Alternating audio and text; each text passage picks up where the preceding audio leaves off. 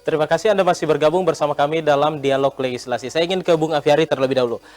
PD Parkir ini kan tidak boleh bekerja secara sendiri, harus melibatkan unsur-unsur yang lain termasuk SKPD dan juga DPR. Koordinasi lintas terkait seperti apa sejauh ini? Ya. PD Parkir bukan tidak bisa bekerja sendiri. Ya. Tetapi dalam tugas dan fungsinya ke depan untuk sama-sama dapat mensukseskan harapan pemerintah terhadap terutama owner Pak Wali terhadap PD Parkir ini, setelah kami melihat bahwa memang ini perlu memang kerjasama kolaborasi dengan semua stakeholder terkait yang ada gitu. Nah, setelah kami mengetahui dan mempetahkan, memang perlu kita duduk bersama nih. Pak Wahab mungkin dari DPR, terus dari pemerintah, dari semua stakeholder yang lain, Forkompinda yang ada, nah, itu kita harus duduk. Selama ini sudah pernah ada, jujur sudah pernah ada dilakukan, tapi tidak pernah dituang dalam sebuah memorandum of understanding. Secara tertulis. Secara tertulis, baru hanya secara lobby-lobby. Ya, komunikasi aja, Pak, ini kami mau turun nih, tolong bantuan, gini-gini, pengawasan seperti ini.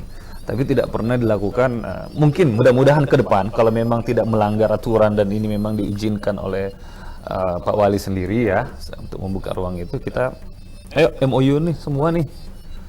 Karena ini kan kepentingan bukan cuma untuk PD Parkir sendiri gitu. Kepentingannya untuk Bapenda sendiri ada, kepentingannya untuk Disub juga sebagai penertiban jalan juga ada, ya kan, Satpol PP juga sebagai penegak perda juga ada gitu. Para teman-teman saudara kita di aparat penegak hukum juga bisa berkontribusi di situ. Jadi kalau perangkat ini jalan nih, ini semua ini jalan, saya rasa sama seperti Pak Wahab bilang tadi, tidak ada yang tidak bisa diselesaikan masalahnya seperti itu. Oke. Pak Wahab, tadi disampaikan oleh Bung Afiari bahwa memang koordinasi selama ini sudah dilakukan, tetapi masih sebatas lobby-lobby, belum ada secara tertulis. Kalau dari perspektif Anda yang paham tentang bagaimana hukum administrasi itu berjalan, kira-kira penting nggak sih pembicaraan secara lintas sektor ini dituangkan dalam sebuah memorandum of understanding? Ya, itu kan melakukan perikatan kontrak dengan agreement tertentu dengan pihak lain, itu dimungkinkan. Yang penting dapat legalitas dari owner, dalam hal ini badan pengawas, dimungkinkan saja. Untuk kepentingan misalkan untuk melakukan pembenahan, perbaikan, rangka peningkatan kualitas layanan, yang kemudian berkontribusi kepada PAD, kita kenapa tidak? Tidak saja. Yang problem hari ini yang menjadi otokritik bagi saya itu adalah koordinasi antara perusahaan jajaran pemerintah kota sendiri yang belum jalan dengan baik. Coba misalkan ada sebuah kegiatan atau event di satu tempat yang kemudian peran fungsi dinas perhubungan dan satuan polisi Pamong Praja itu dalam soal parkir, mereka bukan top leader, mereka itu backup. Tapi faktanya dia menjadi top leader di situ. Akhirnya kelihatan ada perebutan kewenangan, kekuasaan. Saya kan, Pak Wali, nanti kita sarankan ke owner, Pak Wali panggil mereka semua, dinas tata ruang, dinas perhubungan, satuan polisi Pamong, you backup ya. Jangan Anda yang dalam posisi terdepan. Backup itu PD Parkir. Nah, gitu, jangan lagi kemudian Anda mengambil peran yang berlebih, karena peran itu sudah diserahkan kepada PD Parkir. Sehingga itu enak. Kalau Anda saja koordinasi sesama internal eksekutif agak susah, bagaimana dengan melibatkan pihak lain? Artinya Anda melihat bahwa ada keengganan dari misalnya dari PD Parkir untuk ikut lebih dalam terlibat ke situ? Bukan, saya ini mantan orang Prusda, saya tidak bela Prusda lah. Prusda itu pasti mau melibatkan pemerintah, hanya memang ada pesan ego dari OPD.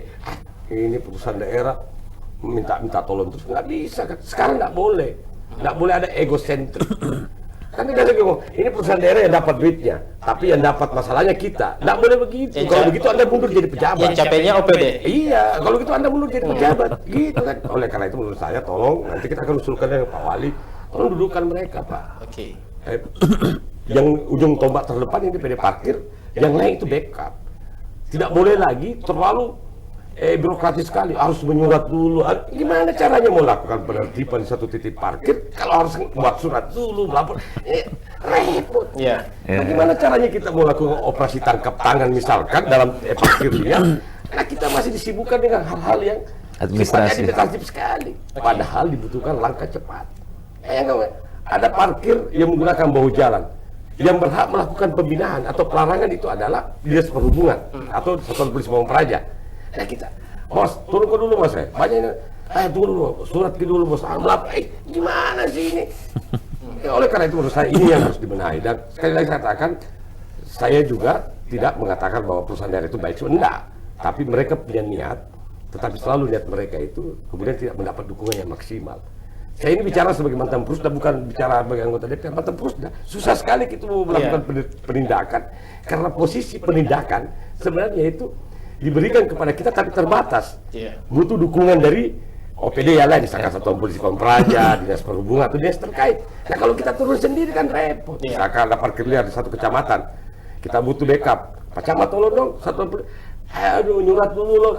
Udah sama-sama jadi pemerintah kota. Duduk dalam satu bagang yang sama. Seharusnya hal-hal yang bersifat administratif itu bisa menyusul karena sifatnya darurat. Ini yang saya katakan, etos kerja itu harus diperbaiki. Biar ini dia jungkir-jungkir dirinya perusahaan daerah bekerja. Kalau kau tidak backup, susah. Apa itu? Memang mereka punya fungsi penindakan, tapi terbatas fungsi penindakan mereka. Terbatas kewenangan mereka. Karena penegak perda itu adalah Satuan Polisi Pamung Praja. Ini bunyi undang-undang loh. Gimana mereka bisa? Oleh karena itu menurut saya, lakukan pembenahan, evaluasi diri, cocok yang kalian lakukan, membuka diri, komunikasi, lantas minta tolong badan pengawas, Pak Wali dulu kita sama-sama, sudah itu lakukan perikatan kontrak, agreement tertulis dengan semua pihak. Sehingga clear. Kita lihat, 2023, triwulan pertama pasti naik. Pasti naik.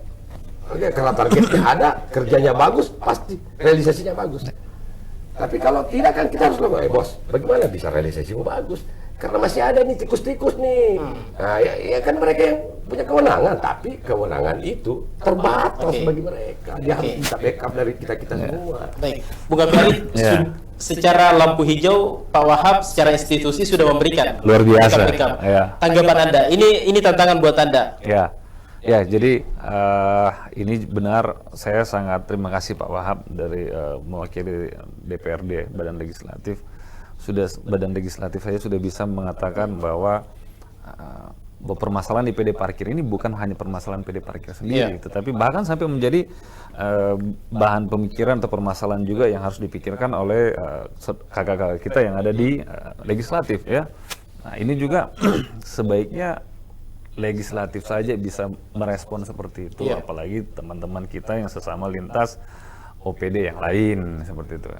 Nah, ini tantangan, tetapi insya Allah kalau karena permasalahan ini muncul bukan kami mengira-ngira, kami mengambil data, mulai data dari jukirnya sendiri, dari masyarakatnya, dari kolektornya, sampai ke pengawas, sampai ke meja kita, data itu masuk sesuai susunannya gitu. Jadi setelah sesuai susunan, oh ternyata seperti ini, dan fakta di lapangan bahwa memang beberapa titik terutama jukir-jukir liar itu perlu penertiban dengan cara-cara yang khusus gitu. Karena banyak juga ini jukir-jukir liar kan merasa bahwa mereka adalah raja-raja kecil di lokasi itu. Saya adalah penguasa lahan ini, saya penguasa jalan ini, padahal mereka sebenarnya diberi kesempatan untuk mengelola jalan itu, fasilitas umum yang ada di situ oleh PD Parkir, dengan harapan kita ada take and give nih, gitu kan? Setoran kamu untuk pendapatan PD Parkir jalan, selebihnya untuk kesejahteraan kamu silakan ambil. Tapi ternyata jukir-jukir yang malah kita rekrut dulu, sekarang malah jadi raja-raja kecil. Mereka jual slot-slot mereka ke jukir-jukir lain. Jadi secara data, daerah itu dikuasai oleh PD Parkir. Tetapi secara nyata yang jalankan adalah jukir liar. Yang punya data jukir yang terdaftar duduk di sana, duduk di rumah, duduk di warkop, tinggal nunggu setoran. Mereka dapat lebih banyak, ke PD Parkirnya lebih sedikit, ke jukir backupnya lah ini kita istilah jukir cadangannya ini juga sedikit. Jadi seperti itu. Jadi memang kalau sekarang saat ini saya bilang mas, tidak ada jukir di Kota Makassar yang tidak sejahtera. Kalau dengan masih cara sistem seperti ini. Tidak ada, gitu. Saya berani ngomong gitu. Karena fakta kita bisa melihat gitu kan. Pakai data 2010 saja ini atau 10 tahun yang lalu, saya masih bisa melihat seperti itu. Gitu. apalagi kalau data update yang terbaru. Oke. Gitu. Jadi saya optimis, insya Allah kalau dengan dukungan dari DPRD, dari Kawaptahir dan seluruh lembaga legislatif DPRD Kota Makassar dengan seluruh komisi yang ada dan masuk ke eksekutif dan seluruh OPD yang ada dan Forkompinda yang lain nih bisa betul-betul membackup. Kami optimis, kami berani bahwa insya Allah dengan kalau itu bisa terjadi, MOU itu bisa dibuat dengan baik, kita sama-sama bisa mendukung ini. Kami optimis bahwa untuk pokok 2023 pasti akan ada peningkatan. Oke, baik. Akan ada peningkatan. Oke.